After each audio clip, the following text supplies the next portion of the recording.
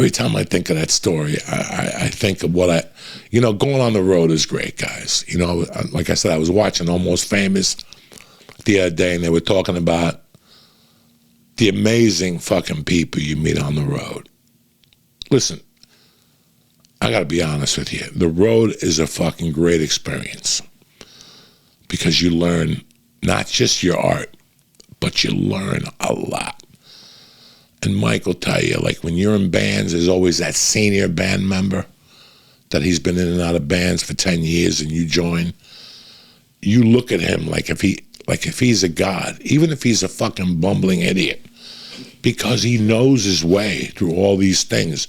You sit there like in awe, like just fucking in awe. Like my first 2 years on the road, dog, I was clunky as shit.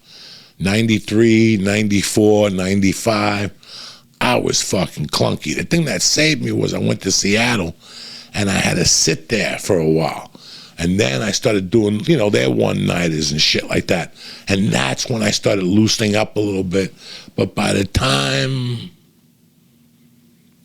I started going on the road with Rogan, I had my fucking, my little schedule on the road. Because you start in your own car first.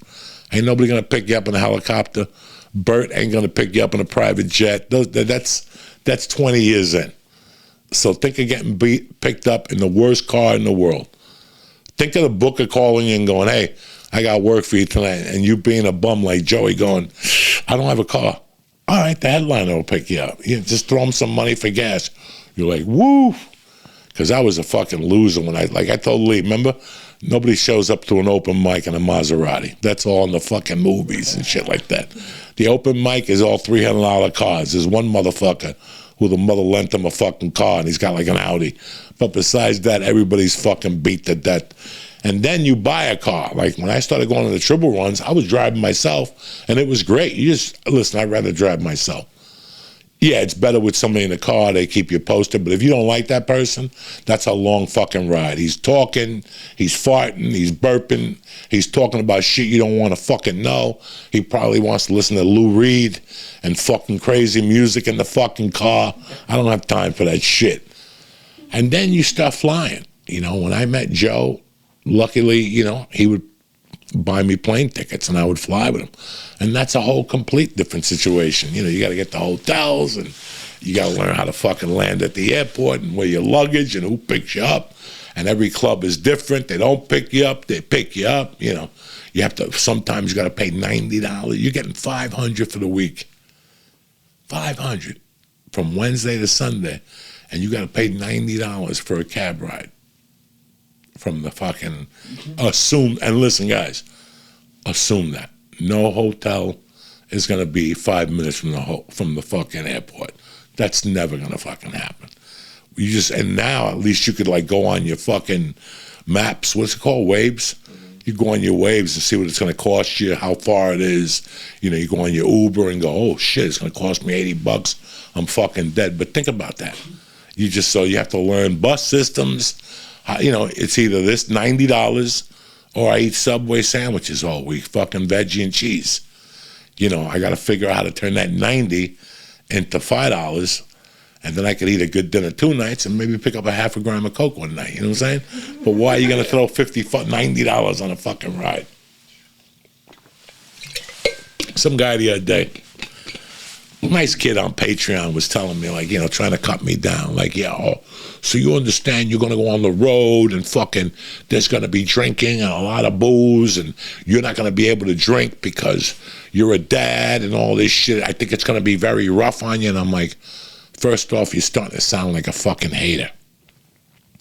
This is what you do to yourself. This is what when you look at those type of emails, you have to assume that this is what people do to themselves when they think of seeing something new. Like when they present an opportunity to their own brain, this is what their brain does to them. You see what I'm saying? So he'll say all those things. You're going to do this, you're going to be around alcohol. And I was like, what the fuck do you think? Who the fuck do you think you're talking to? I've been around alcohol for 50 fucking years. I'm 59 years old. I've been around alcohol for 58 fucking years. What are you talking about? I don't drink. Not because I'm a friend of John's or because I might get a DUI. I don't drink because I don't like the fucking taste of vodka. I don't drink because I don't like the fucking taste of wine. I don't drink because I don't like the taste of fucking scotch. I just don't like it. So Bert and that whole crew, they could light themselves on fire for all I give a fuck. Obviously, you don't know me too well. You don't know that pressure don't do dick to me.